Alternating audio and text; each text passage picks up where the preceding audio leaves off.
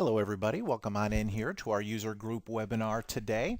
We're going to be talking about some of the basics of membership reporting, discuss some of the options that you have available when you're ready to generate some reports out of the membership module. I'll be your trainer today. My name is Jim. I'm coming to you live on an overcast day here in Columbus, Ohio. Just starting to see a little bit of cool weather creeping in here, so thanks for joining me here, everybody. So we're going to be here for about the next 20 minutes or so, walking through some of the basics of generating membership reports here in Church Windows. Before we go ahead and get started, a word about your GoToWebinar control panel that you have there on your screen.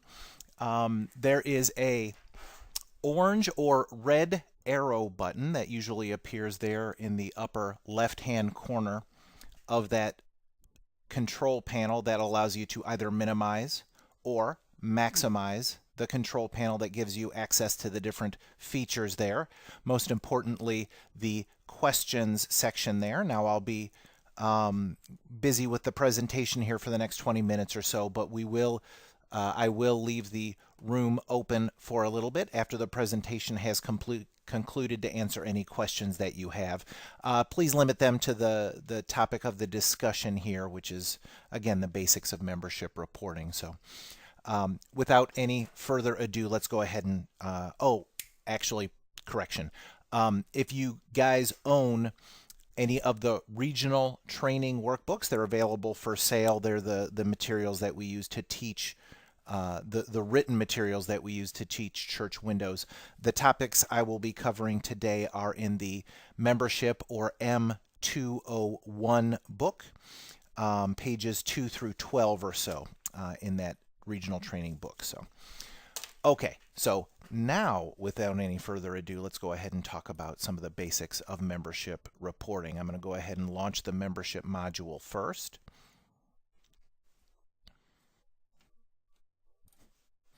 That takes you to this window here. This is your membership portal where you launch the different parts of the membership module. So I'm going to go ahead and click here where it says reports, and it's going to give you a drop-down menu. There are three basic formats you can select from when you're generating reports here out of membership. They're listed here at the top. The first option is the reports directory export formats. We'll talk about, this is the one we're going to be talking about in our presentation here today, so we'll get more into this as we go. You can also select to print labels. Your search criteria are going to be the same for all three of these.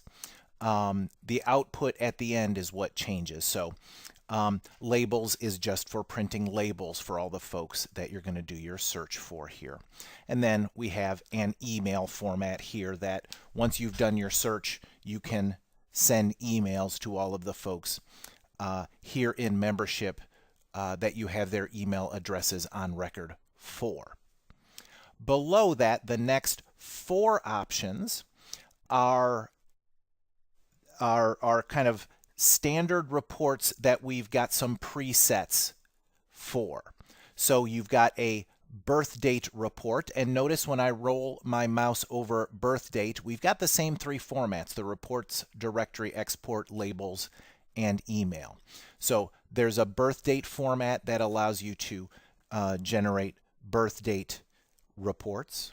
We've got our anniversary reports. We've got a groups classes, so for all of your groups and classes, and we've got skills and interests. These four submenus here are basically just there to make the searches a little bit easier. All of the reports you can generate from these four, you can also do up here for any of these reports here. So I'm going to go ahead and click here under reports, directory, and export, and we'll talk about doing a search here in membership. When you click on that reports/directory/export button, it takes you to this window right here. This is the step 1 window where we select who should appear on the report. It tells you exactly what you're doing right there in the upper left-hand corner. This is where we're going to generate our searches. There's also a series of tabs there along the top of the report. Right here, these tabs along the top here, and we're going to talk about what's on each of those tabs, starting with the first one, which is the People tab. This is where you do your searches. By default, if you don't do anything on this window, the program is going to generate a list of everybody you have in your membership module that does not currently have a reason for termination. The reason for termination field being the one where you archive records so that they don't by default appear on your reports. So if you don't do anything here, that's just everybody in your database. But what you do here, for the most part here in the upper left-hand corner where it says select a membership field, when I click on my down arrow, this is all of the different fields that you can search by and use them as ways to filter your searches, to narrow down the people who will appear on your report. Any field that you have in membership, as I scroll down, you can do searches by. As an example for our report, I'm going to use the status field. When I click on status here, status is the field that determines membership status with the church. So this is where you filter all of your members from your non-members, and if you're tracking different membership types, you can do that here as well. So when I select status, you'll see a list of checkboxes for all of the codes that I have set up in membership for that field. I'm going to go ahead and do a search for all of my active, associate, and inactive members here in this case. So only people with those three codes under the field called status will be a part of our search when we do this. When I click on my green plus selection button underneath here, it's going to add it to my search, and you'll see it appear down below underneath where it says select membership individuals fitting these criteria. You can do more complicated searches using these buttons right over here.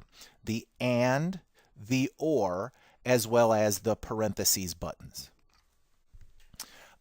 You can generate a lot of very complex searches on here. We don't have time to go through all of the various options here, but I'm going to talk about the and the or buttons for just a moment first. The and button, when you use your and button, what you're telling the system is that you are limiting your search further. All of the things that you put in your report have to be true for that person's record to appear on your report. So in this case, I'm going to use an and here, and you'll see it's going to limit my search. I'm going to do that in just a moment. The or button here is what you click when any number of these criteria can lead to somebody's record appearing. So it can be this criteria, or it can be this criteria that brings somebody's record into your report. So the or button widens your search out. The and button narrows your search down. So I'm going to go ahead and use the and button for this search. When I click on and, you'll notice down here at the bottom, it adds our and down here in our breakdown. So the next bit of criteria I'm going to use for our example here is age. When I select age, this is a field, it's a numerical field. It can just have any number of things that goes with that. So in this case, I'm going to go ahead and select between here. So I'm going to do an age range when I select this on this particular report here. So I'm going to do all of the folks with ages in between 35 and 50. And when I select that, I go ahead and click the plus selection button there. What we're looking at when I use this, notice how it's all built up in the list down here below. So status is one of the following. It's those three membership statuses. That has to be true to pull their record out of the database. That has to be true, and their age also must be between 35 and 50. So only having one of these status codes is not enough for their record to be pulled out for my report. They also must have an age between 35 and 50. Whereas if I had used or on here, either one of them being true would cause them to show up on my report. They could have one of those three status codes, or their age could be between 35 and 50. So or widens your search out and narrows it down a little bit further. Okay. That's the basics of how you build one of these searches. So we want to talk about some of the other things that you can use on this report as well going forward here. So up here in the upper right-hand corner here is you can search based on giver numbers basically here. There's a couple of search boxes at the top. They both default to being checked. So folks with giver numbers and folks without giver numbers by default, all of them appear on this report. If I were to uncheck one of these boxes, so for example, if I were to uncheck include those without number, then folks without a giver number now will not appear on our report. They both default to being checked, so regardless of whether they have a giver number or not, everyone will appear on our report. Also, if I were to uncheck include those without giver number, I could also set a range of folks with particular giver numbers. So if I only wanted 1 to 100, for example, then that list will be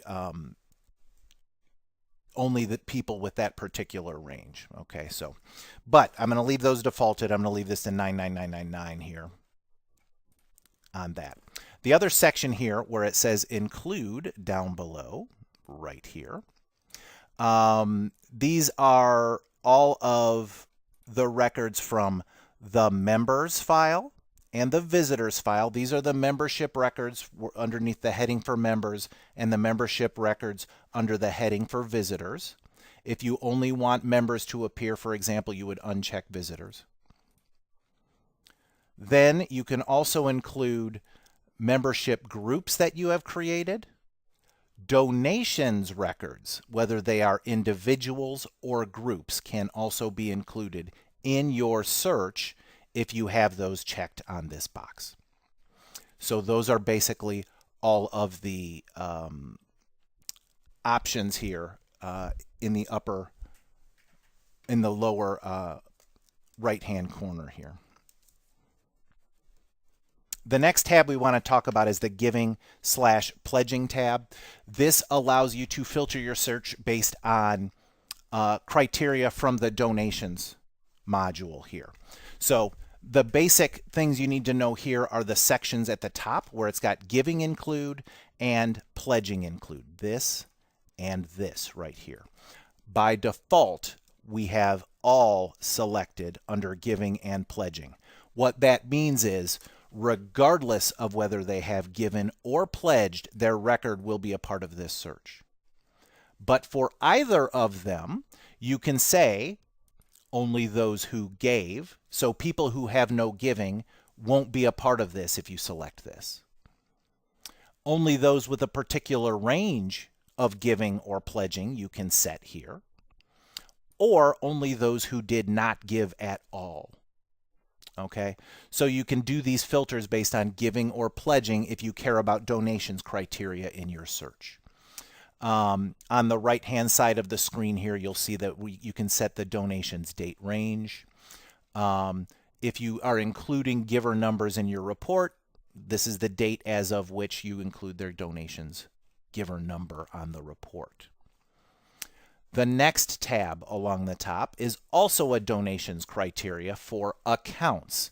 And if you are filtering under the Giving Pledging tab, these are the accounts that you're filtering for.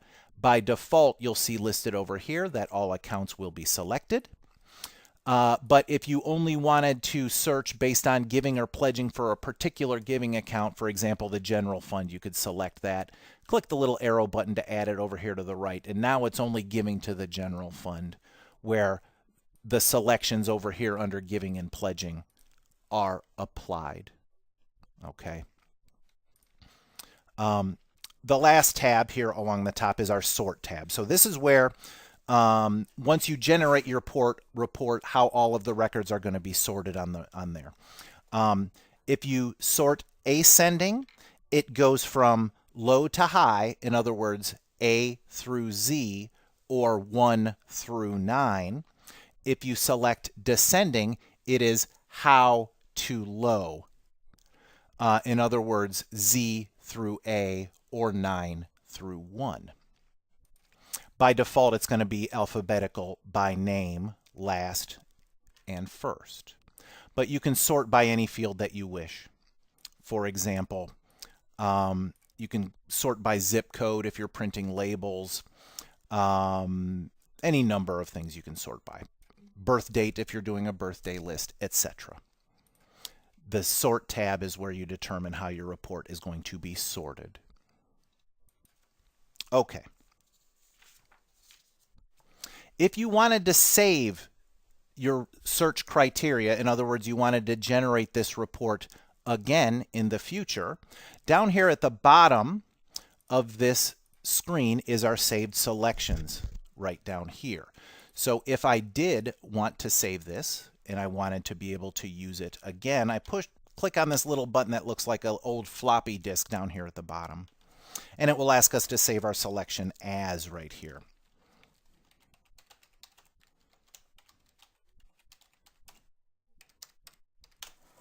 And when I click on that, now this particular report I can generate again at any point in the future by clicking on my down arrow for saved selections, and I can select that again. Okay. If this is the report I wish to generate, all I need to do is click on Next. I do want to cover, though, if you wanted to make a change to your criteria, let's say, for example, instead of all 3 of these statuses, I only wanted to include active members in this. Over to the right here, there is a Remove Line button and there is a Clear All button. If I wanted to change the status part of my criteria, I can remove that line by clicking here and add a new status line to this and have it only include active members. And I will only check active member. When I click my plus selection button, I want you to notice what happens down here at the bottom when I do this. Notice the order down here has changed. If I were to click Next right now, it will give me this message. Our query or our search cannot begin with an and or an or. What I would have to do is take my status field and using these arrow buttons over to the right, move that up. So now we've got status equal to 1, active member, and ages between 35 and 50. When I click Next, it's going to bring me this message here. Do I want to save the changes to the saved selection active members 35 to 50? I changed my search criteria after I saved this format. So I'm going to say yes, and now it will only be active members between 35 and 50 when I click yes here. So again, clicking Next brings us to our Step 2 window. The format of this window doesn't work out on these webinars for some reason, but this will say Step 2 up here at the top. Select the report layout format. So the first window is where you determine which individuals show up on your report. This is the window where you tell it how that report is going to be formatted. In the upper left-hand corner of this window are the 6 report types right up here. The basic report type, and we only have a couple more minutes to talk about this, so we're not going to go into too much detail about these report types, but the basic report is a columnar report. So it'll have a column for the name of the individual. It may have a column for their phone number or a column for their address. And you can format other formats for that basic columnar report by clicking on the new button down here below, telling the system which columns I want to appear on our report. A custom report is a very powerful report where you can basically format it however you wish using the Report Designer tool. If you click on this new button down here, you can format your report in any way you want to. It's very powerful, but also a bit complicated to learn how to use. The Mail Merge Export report right here is where you take the data out of Church Windows and export it into a file on your computer, so that you can use that information in another format, usually in a different program. All information reports is a data dump of basically everything you have on that individual. So it's going to be everything that you track in membership all there in one place on your all information report.